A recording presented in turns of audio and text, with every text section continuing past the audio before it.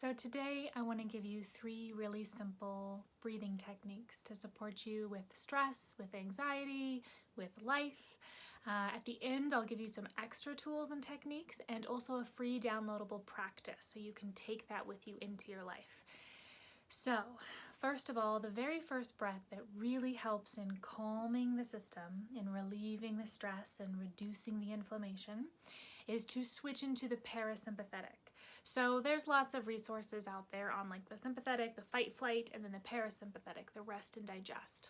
For purposes today, we'll just dive right into what that technique and breath actually is so you can start to use it and feel it in your body. So it's very simple. You're just going to begin to extend the exhales longer than the inhales. So if you inhale for 4, then you want to exhale for 5. 2, 3, 4, 5. And then repeat. Inhale for 4. 1, 2, 3, 4. Exhale now for 6. 1, 2, 3, 4, 5, 6. And so on until you can double your exhale. So you're inhaling for 4, you're exhaling for 8. So sometimes when we're really stressed or really anxious, we can't just go right to doubling our exhale, right? It's, okay. And so simply by extending a count each time, you slowly, gradually get into that parasympathetic. And then staying there, really being aware of, I'm breathing, I'm right here, and I'm breathing. Really allowing yourself to feel, okay, I'm here, I'm in my body, and I'm breathing. Sometimes it supports also to look around. With our eyes, oftentimes, and our neck, we get really locked in that tunnel vision, and that can create even more of that stress and anxiety. So giving yourself permission to look around. So that's the first, parasympathetic breathing. Doubling your exhales, increasing the length of your exhales until they're double what you're inhaling. Second is box breathing. So box breathing is where you're literally doing a box, so equal counts of breath. So in for 4, hold for 4, out for 4, hold for 4. And those counts can be anything. They can be in for 3, hold for 3. They can be in for 7, hold for 7, out for 7, hold for 7, as long as they're equal counts. And that can also be a great one to do when you're not stressed or anxious, to build that capacity to deal with that stress. Because when we're holding our breath, we're putting our body under a little bit of stress, like, okay, are we okay? Is everything all right? So you can really increase that hold on both ends to increase your body's capacity to handle stress. Like, oh, we're going to be okay, to build that resilience. And then the last one, before I get to the extra tools, is alternate nostril breathing. So I really like this one. I learned this when I was in teacher training for yoga. So the gist is, it's all in and out through the nose. So you exhale completely, and then you plug 1, you inhale for whatever count. Let's do 4. Inhale for 4, and then hold that and exhale out the opposite nostril for 4. 1, 2, 3, 4. Then inhale through that same nostril for 4. Close, exhale through the opposite. And then begin again. Inhale through that one, exhale through that one, inhale through that one, exhale through that one. Once again, you can add in a hold if you want. You can have those counts be as long as you want, but you're really balancing your body. It's also super great for clarity. You know, if you're stressed and need to go in to present something or to focus on homework or to do whatever, it can be a really balancing, calming, bringing yourself back into alignment kind of breath. The extra little tools I want to offer super quickly are sound, letting out sound. So there is so much research out there. Like, we're animals at the end of the day. We like sound, we like vibrations. Like, there's a reason why sitting in a room full of people oming feels so good. And it's also a really helpful way to release stress. So sound, movement, and breath are all like the real tools that we have as humans to deal with whatever. So I invite you to play around with using sound. So on any of these breaths, if you wanted to dive into the parasympathetic, you could begin with just breathing in And doing a nice loud sighing out exhale. Just as a gateway into, okay, we're going to start to calm the system down. And then the last is hands on body.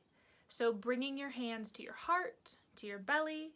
When we're stressed and anxious, we're often breathing up here. And so it can really support you to begin to feel where the breath is, and then to begin to use your awareness to drop it further down into your body, into your belly. Also, it's really soothing. It's really calming to the system to feel like, oh, touch, I'm here.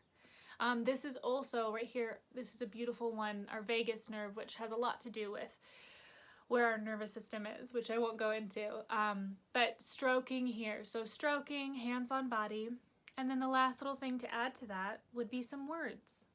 So the power of words is so strong, and oftentimes we just don't give ourselves permission. And so to begin to explore with, okay, I'm here. Or whatever words support you. Mine are, I'm here, I'm not going anywhere, I love you.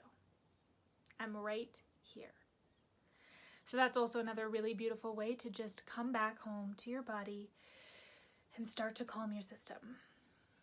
So I hope that was supportive. I'll put a link for a free download for a pocket practice, what I like to call where you actually take it with you, put it in your pocket and have it for life. Because the more that we practice, then the more that we have that strength. Just like going to the gym, we build that muscle to be able to calm our system, to be able to come back into alignment. Also, I have another video out there that's the same length, super short little tidbit for using the physical body to help ground in stress and uncertainty. So using more of like, okay, how can I use my body to support me in calming down and into reducing the stress?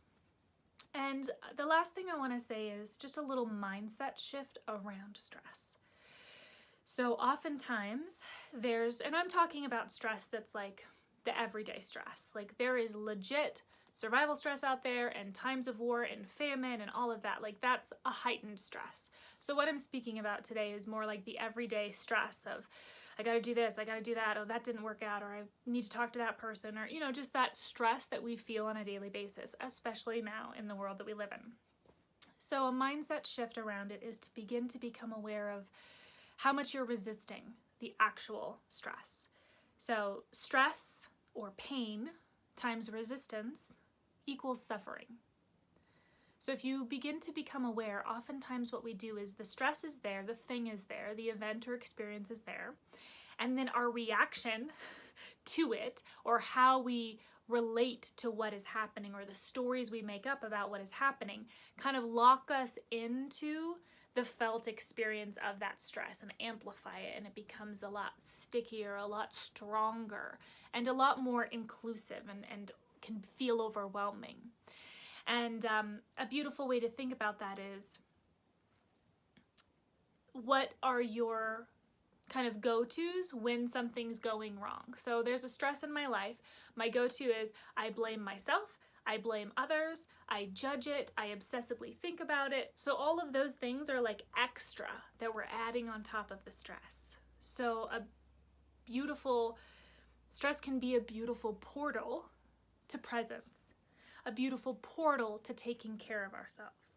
The stress can appear, and instead of going into the blaming, the judging, the obsessing, the kind of looping and resistance, fighting that we can get into, to begin to cultivate our capacity for there to be space and for us to choose instead to, okay, stress is here. How can I support my system? How can I support myself? How can I pause, come back into my body, maybe ask for some support outside, maybe set some boundaries, maybe look at this stress as a way of growing.